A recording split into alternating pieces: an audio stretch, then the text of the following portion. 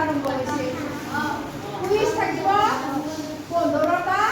তাৰে ভিতৰত যোনে বেছিকৈ শুদ্ধ উত্তৰ দিব পাৰিবা কি ফাৰ্ষ্ট হ'ব 2 নম্বৰত যোনে শুদ্ধ উত্তৰ দিব সেকেন্ড 3 নম্বৰত যোনে শুদ্ধ উত্তৰ দিব কি থাৰ্ড মানে প্ৰতিযোগিতাটো পুৰস্কাৰ আছে কি আছে পুৰস্কাৰ সেইকাৰণে একদম হল্লা নকৰিবা ধুনীয়াকে উত্তৰ দিবা আৰু যোনে মানে প্ৰশ্নটো কোৱাৰ লগে লগে হাত দাঙি উত্তৰ দিব পাৰে তাতটোহে গণনা হ'ব বেলেগে যদি কৈও থাকে বাকী কেইটা কিন্তু নাম নাহে বুজি পাইছা সময় নষ্ট নকৰিবা প্ৰথম প্ৰশ্নটো হৈছে অসমৰ মুখ্যমন্ত্ৰী গৰাকীৰ নাম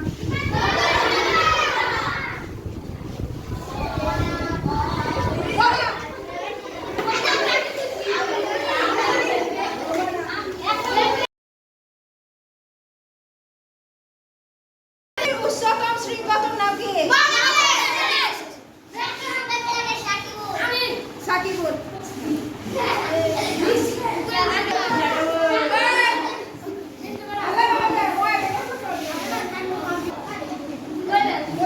ভাৰতৰ ক্ৰিকেটৰ ভগৱান কোন শচীন তেণ্ডুলকাৰ ভাৰতৰ এইটো কথা কৈছিলে মহাদেশখনৰ নাম কি ৰোমানে কৈছে এবাৰ প্ৰশ্ন কীৰ্তন ঘোষা কোনে ৰচনা কৰিছিল কীৰ্তন ঘোষা কীৰ্তন ঘোষা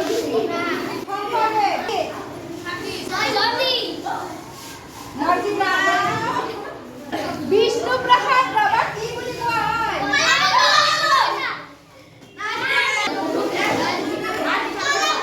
হয় শিক্ষামন্ত্ৰী গৰাকীৰ নাম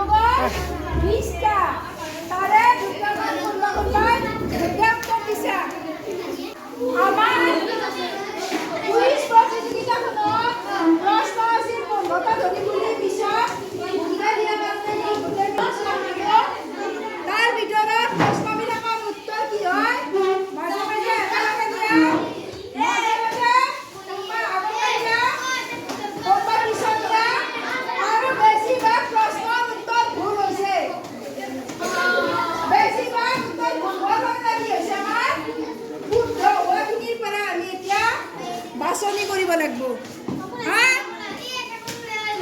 বুজি পাইছানে এতিয়া আমি কৰিম কি তিনিটা ল'ৰা ছোৱালীয়ে সমান নম্বৰ পাইছে আৰু ল'ৰা ছোৱালীয়ে সমান নম্বৰ পাইছে মানে তিনিটা প্ৰশ্ন উত্তৰ কৰিব পাইছে আৰু বাকী মই এই তিনিটা নাম এবাৰ কৈ দিম ৰোমানা নাজিয়া আৰু সানি তিনিটাকে শুদ্ধ উত্তৰ দিছে